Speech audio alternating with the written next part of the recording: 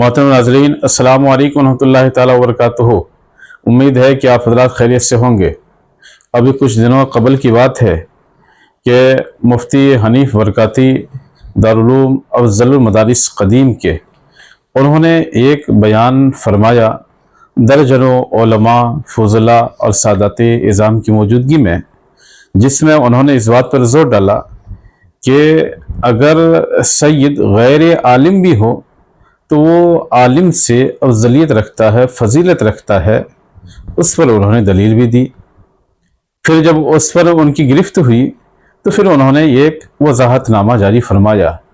आइए हम पहले उनके वजाहतनामे को देखते हैं और फिर इंशाअल्लाह उनके बयान को, फिर उसके बाद इंशाअल्लाह अज़ीज़ हम उस पर कुछ तबसरा करने की कोशिश करेंगे।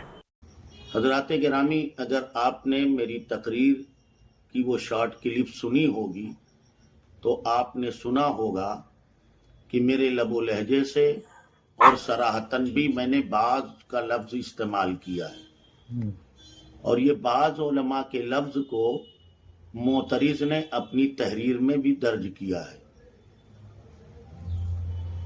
और जब मैंने लफ्ज़ बाज उलमा कहा है तो ये बाज उलमा का लफ्ज़ मुजमल है, और उसूल फ़िक़्ह का एक अदना तालिब इल्म भी इस बात पर आगाह है और इसको जानता है कि मुजमल पर जब तक के मुतकल्लिम का बयान ना आ जाए उस पर हुक्म नहीं लगाया जा सकता।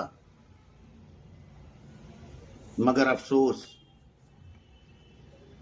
मेरे बयान को जाने बगैर मुझसे रुजू और तौबा का मुतालबा किया जा रहा है। खैर, वो मुतालबा अपनी जगह, लेकिन जो बात मैंने कही उसका जिम्मेदार मैं हूँ, इसलिए मैं वाज़ेह तौर पर बताऊं कि जब मैंने लफ्ज़ बाज़ उलमा का इस्तेमाल किया है तो बाज़ उलमा से मेरी मुराद हरगिज़ वो उलमाए इकराम नहीं हैं जिनके फ़ज़ाइल व मनाक़िब कुरान मुक़द्दसा, अहादीस तैयबा और बुजुर्गों की अक़वाल, उनके बयानात, उनकी तहरीरात, खुसूसन सैयदी सनदी आकाई नेमती व मौलाई इमाम अहले सुन्नत मुहद्दिस बरेलवी रज़िया अन्हु रब्बुल कवी ने अपने कुतुब व फतावा में दर्ज फरमाए हैं। बल्कि लफ्ज़ बाज़ उलमा से मेरी मुराद वो उलमा हैं जो उर्फ़न आलिम तो कहलाते हैं, लेकिन हकीकत में उस इल्म से मुत्तसिफ नहीं है जो इल्म आलिम के लिए मदारे और मेयारे फजलो शरफ है। बरखिलाफ एक सय्यद के, जो सय्यद तो है मगर आलिम दीन नहीं है, लेकिन आलिम दीन न होने के बावजूद आलिम सय्यद गैर आलिम की ताज़ीम व तौक़ीर लाजिम है, इसलिए कि वो सय्यद अगरचे सिफत इल्म से मुत्तसिफ नहीं, लेकिन वो निस्बत ज़ाती जो उसे रसूलुल्लाह सल्लल्लाहु अलैहि वसल्लम से हासिल है वो आलिम न होने के बावजूद बाकी है। इसीलिए ऐसे आलिम का, ऐसे सय्यद की ताज़ीम और तौक़ीर लाजिम व ज़रूरी है। यही वजह है कि हमारे उलमा और फ़ुक़हा बयान फरमाते हैं कि अगर आलिम अल्लाह न करे वो फासिक हो जाए तो अब उसकी ताज़ीम नहीं की जाएगी, लेकिन सय्यद अल्लाह न करे वो फासिक हो गया तब भी उसकी ताज़ीम ज़रूरी है, इसलिए कि दर हकीकत ये उस निस्बत शरीफा की ताज़ीम है जो उसे रसूलुल्लाह सल्लल्लाहु अलैहि वसल्लम से हासिल है। और उलमा जानते हैं कि फिस्क से वो निस्बत शरीफा ज़ाइल नहीं होती। नाज़रीन, आप हज़रात ने समाअत फरमाया। इस क्लिप में उन्होंने कई दावे फरमाए। पहला दावा कि मेरे लब लहजा से ये मालूम हो रहा है कि मैंने सारे आलिमों की बात नहीं कही है बल्कि कुछ अहले इल्म की बात कही है। दूसरे नंबर पे मैंने बाज़ उलमा कहा है اور بعض علماء کا لفظ مجمل ہے، اور مجمل کلام میں حکم یہ ہے کہ جب تک متکلم سے اس کی وضاحت نہ مانگی جائے اس پر کوئی حکم لاگو نہیں کیا جا سکتا۔ پھر انہوں نے تیسرے نمبر پہ یہ بھی فرمایا کہ بعض علماء سے مراد وہ علماء ہیں جو عرفاً عالم تو کہلاتے ہیں لیکن حقیقت میں اس علم سے متصف نہیں ہیں جو علم عالم سے مدار اور معیار فضل و شرف ہے، جو علم عالم کے لیے مدار اور معیار فضل و شرف ہے۔ پانچویں نمبر پہ انہوں نے فرمایا کہ عالم اگر فاسق ہو جائے تو اس کی تعظیم نہیں کی جائے گی بلکہ شرعاً اس کی توہین ضروری۔ فاسق اگر سید اگر فاسق بھی ہو جائے تو وہ واجب تعظیم ہے، ان کی تعظیم ضروری ہے۔ یہ انہوں نے بیان فرمایا اپنے وضاحتی بیان میں، اتنے سارے نکات انہوں نے بیان فرمائے۔ آئیے ہم دیکھتے ہیں کہ جو جناب کا جو بیان تھا کیا اس بیان میں یہ ساری چیزیں تھیں؟ کیا یہ لب و لہجہ بتا رہا تھا کہ اس سے مراد بعض علماء ہیں؟ کیا انہوں نے بعض علماء کا لفظ ارشاد فرمایا تھا؟ اچھا ایک واقعہ بتا دیں اگر تم کہو۔ سادات کی عظمت پہ مولانا اصغر صاحب، کلیم بھائی، ہمارے مرشد اجازت سیدی سندی آقائی نعمتی و مولائی، ان کے نالین اس گنہگار کے سر کا تاج حضور سرکار رفیق ملت، اس واقعے کے راوی فرماتے ہیں حضرت حضور وہ زمانہ تھا حضرت سید العلماء علیہ الرحمہ کا، اور بڑے بڑے علماء بیٹھے تھے ایک کمرے میں، معاذ صاحب سنیے گا، اور بحث ہو رہی تھی کہ عالم افضل ہے یا سید جو غیر عالم ہے وہ افضل ہے۔ سن رہے ہیں؟ عالم افضل ہے یا ایسا سید جو عالم نہیں ہے وہ افضل ہے؟ بات چل رہی تھی، دلیلیں پہ دلیلیں، بڑے علماء، توجہ سے سن رہے ہیں نا؟ تو اتنے میں حضور سید العلماء آ گئے، حضرت نجیب میاں سرکار کے بڑے ابا۔ پوچھا کیا بات چل رہی بھائی؟ بڑی گرما گرم بحث ہے۔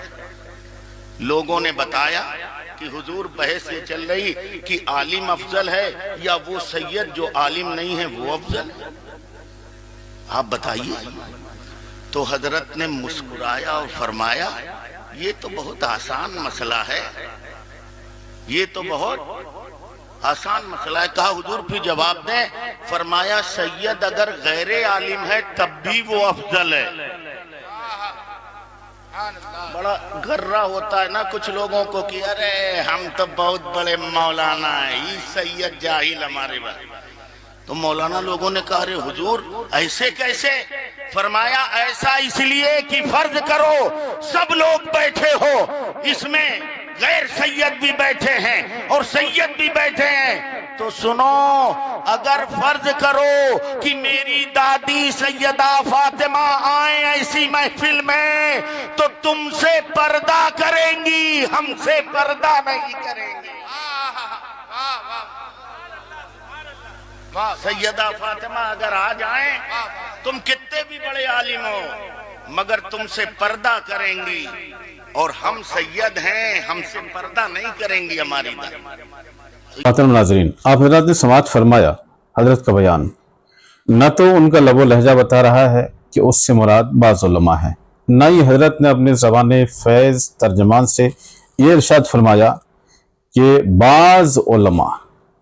رہی بات یہ کہ علماء سے مراد ان کی وہ علماء ہیں جن کے اندر علم نہ ہو، تو شاید حضرت نے شرح عقائد کا مطالعہ زیادہ فرمایا ہوگا، اور پھر وہ معتزلی حضرات جو کہتے ہیں کہ تعدد وجوبات سے بچنے کے لیے کہ اللہ تعالیٰ عالم ہے مگر علم نہیں ہے نا، سمیع ہے سماعت نہیں، قدیر ہے قدرت نہیں ہے نا، حالانکہ ان سب کے رد علماء اہل سنت فرما چکے ہیں۔ اسی یہ کہنا کہ جو عالم ہیں ان کے اندر علم نہیں، اگر عالم ہے تو پھر علم نہیں، اس کا کیا مطلب؟ اور ان کے اس وضاحتی بیان کی تردید کہ عالم سے مراد وہ ہیں جن کے اندر علم نہ ہو، یعنی ایسا علم نہ ہو جو فضل و شرف کا معیار اور مدار ہے نا۔ اس کی تردید ان کی تقریر کا یا ان کے اس کلپ کا آخری حصہ کر رہی ہے کہ جو انہوں نے دلیل میں ارشاد فرمایا کہ سب علماء بیٹھے ہیں، ان میں سید بھی ہیں، غیر سید بھی ہیں، فرض کرو میری دادی سیدہ آ جائیں اس محفل میں تو وہ تم سے پردہ کریں گی، ہم سے پردہ نہیں کریں گی۔ تو کیا اس سے مراد صرف وہ علماء ہیں جو عالم نما ہیں جن کے اندر علم نہیں، یا سب جن کے اندر علم ہے؟ اس لیے یہ وضاحتی بیان ناقابل قبول ہے۔